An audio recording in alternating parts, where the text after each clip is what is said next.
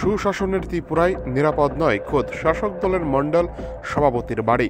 শনিবার গভীর রাতে 19 চরিলাম বিজেপির মণ্ডল সভাপতি রাজকুমার দেবনাথের বাড়িতে হানা দেয় চোরের দল। জানা গিয়েছে, অসুস্থ মাকে নিয়ে গত কিছুদিন যাবৎ হাঁপানিয়া হাসপাতালে চিকিৎসাধীন রয়েছে চরিলামের মণ্ডল সভাপতি রাজকুমার দেবনাথ।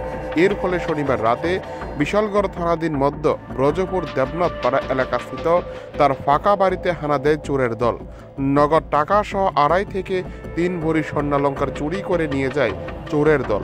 তাছাড়াও বাড়ির সিসিটিভি ক্যামেরার হার্ড ডিস্কটিও খুলে নিয়ে যায় চোরেরা। রবিবার সকালে প্রথমে প্রতিবেশীদের নজরে আসে চুরির ঘটনাটি। পরে খবর দেওয়া হয় রাজকুমার দেবনাথকে। খবর পেয়ে হাসপাতাল থেকে বাড়িতে ছুটে যান মণ্ডল সভাপতি। বাড়িতে গিয়ে দেখতে পান বাড়ির সবগুলি ঘরের দরজা তালা ভাঙা, ঘরের সমস্ত লকারের তালা ভাঙা। তাছাড়াও ঘরের সমস্ত জিনিসপত্র লণ্ডভণ্ড হয়ে আছে।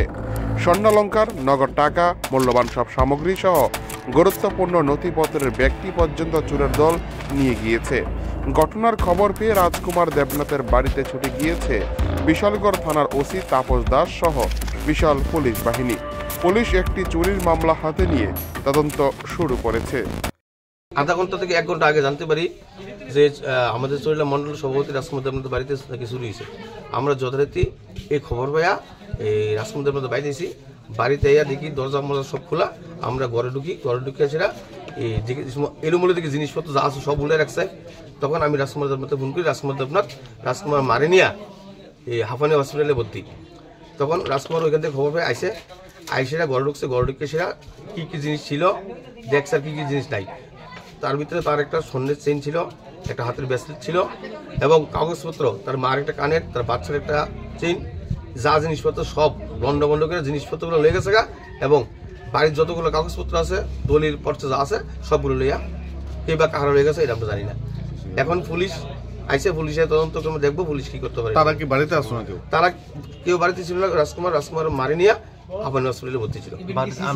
বাড়িতে আমরা দেখলাম যে সিসি ক্যামেরা আছে। আমরা সিসি ক্যামেরার যে মেশিনগুলা, এই মেশিনটা নিয়ে গেছে, তারটার ছিলা মেশিনটা লয়ে গেছে। ঘটনাটা কি মানে আপনারা কিভাবে দেখছেন? আমরা চাই এই বিষয়টা আর্থ দপ্তরের কাছে আবেদন করব, এই বিষয়টা যাতে তদন্তক্রমে সঠিক সিদ্ধান্ত করে যাতে এটারে ধরা হয় এবং সমাজ যাতে ভালো থাকে এইদিকে লক্ষ্য রাখবো আর্থ দপ্তর।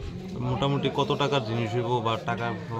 প্রায় ধরেন 2.5-3 লক্ষ টাকা। পুলিশ কি এদিকে রাতে টহল দেয়? পুলিশ টহল দেয় না, হঠাৎ আসে, আবার অনেক সময় আসে, অনেক সময় আসে না। মানে যদি রেগুলার এদিকে পুলিশি টহল থাকতো এই ধরনের ঘটনা কি না? পুলিশের টহল থাকতো তাহলে এই ধরনের ঘটনা আর ঘটনা এরকম ভাবে অনেক ঘটনা এই উত্তর বজুপুর, মধ্য বজুপুর এলাকা হয়েছে। আমরা শুনতে পেয়েছি আজকে একটা পাম্প হাউসও চুরি হয়েছে।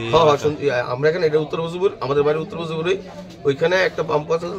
পাম্প হাউসে 2 মেশিন নাকি চুরি করে নিয়ে গেছে। এই এলাকায় এই ধরনের ঘটনা আগে হয়েছে নি? এমন আর এরকম আরো 500 ঘটনা হয়েছে। আমরা পুলিশে জানাইছি, পুলিশ কি ব্যবস্থা নেয় তদন্ত করে তারা দেখবো কি করে তারা।